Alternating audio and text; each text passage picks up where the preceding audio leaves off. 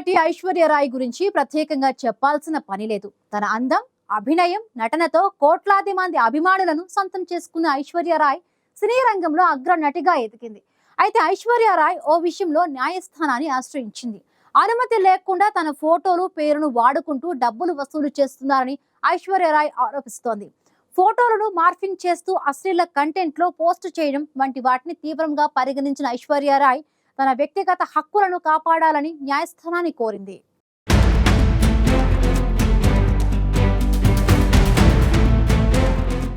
దేశంలోని ప్రతి ఒక్కరికి వ్యక్తిగత హక్కులుంటాయి. రాజ్యాంగం కల్పించిన హక్కులకు ఎవరైనా భంగం కలిగిస్తే వాటిని కాపాడాలని న్యాయస్థానాలను ఆశ్రయించవచ్చు.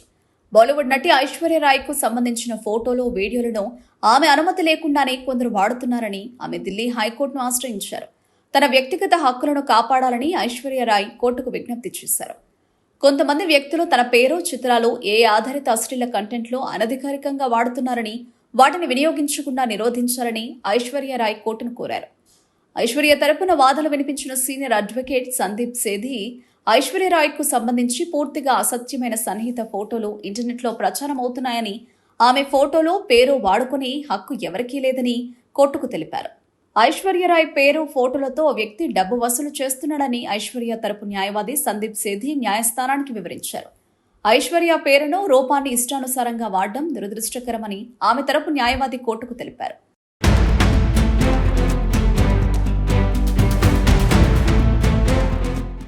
కొందరు వ్యక్తులు ఐశ్వర్య రాయ్ ఫోటోలను మార్పింగ్ చేసి ఉపయోగించుకుంటున్నారని, ఆమె ఫోటోలను టీషర్ట్లపై కూడా ముద్రించి అమ్ముతూ డబ్బులు వసూలు చేస్తున్నారని ఆమె తరపు న్యాయవాది కోర్టుకు తెలిపారు.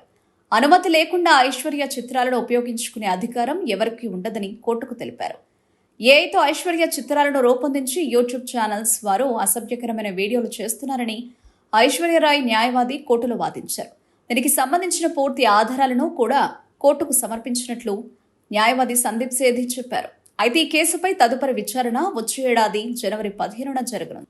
ఐశ్వర్య రాయ్ కూతురు గురించి తప్పుడు కథనాలు వెలువడ్డాయని ఆమె ఇంతకు ముందు న్యాయస్థానాన్ని ఆశ్రయించారు. ఐశ్వర్య కూతురు పేరు ఆరాధ్య. ఆమె తీవ్ర అనారోగ్యంతో ఉన్నారని, ఇక లేరు అంటూ గతంలో తన కుమార్తెపై వచ్చిన కథనాలపై ఐశ్వర్య ఢిల్లీ హైకోర్టును ఆశ్రయించారు. కొన్ని యూట్యూబ్ ఛానళ్లు చేస్తున్న ప్రచారంపైన ఐశ్వర్య రాయ్ న్యాయస్థానాన్ని ఆశ్రయించారు. దానిపై విచారణ జరిపిన కోర్టు తీవ్రంగా స్పందించింది.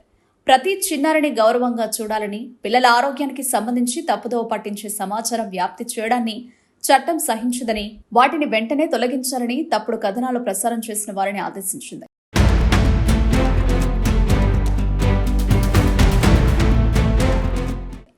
ఇక ఇటీవలి కాలంలో ఐశ్వర్య ఫోటోలు, పేరును వాడుకుని కొందరు డబ్బు వసూలు చేస్తుండగా మరికొందరు ఆమె ఫోటోలను మార్ఫింగ్ చేసి ఉపయోగించుకుంటున్నారని ఐశ్వర్య రాయ్ హైకోర్టును ఆశ్రయించారు.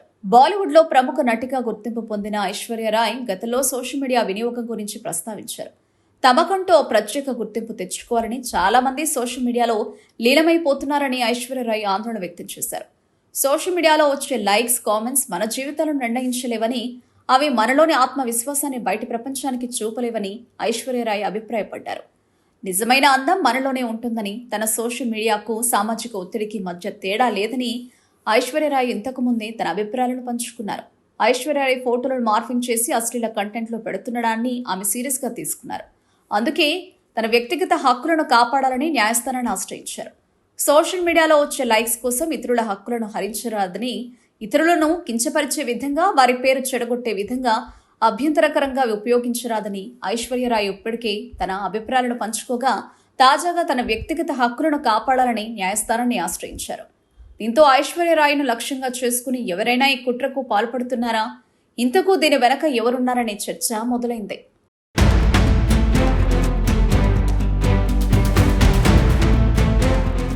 తన ఫోటోలు మార్ఫింగ్ చేసి అశ్లీల కంటెంట్ లో ఉపయోగించడంతో పాటు తన పేరును ఉపయోగించి కొందరు డబ్బు వసూళ్లకు పాల్పడుతున్నారని బాలీవుడ్ నటి ఐశ్వర్య రాయ్ న్యాయస్థానాన్ని ఆశ్రయించారు.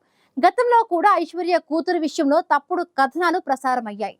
దీంతో ఐశ్వర్య రాయ్ పై ఎవరైనా కావాలనే కుట్ర చేస్తున్నారా అనే సందేహాలు సైతం వ్యక్తమవుతున్నాయి.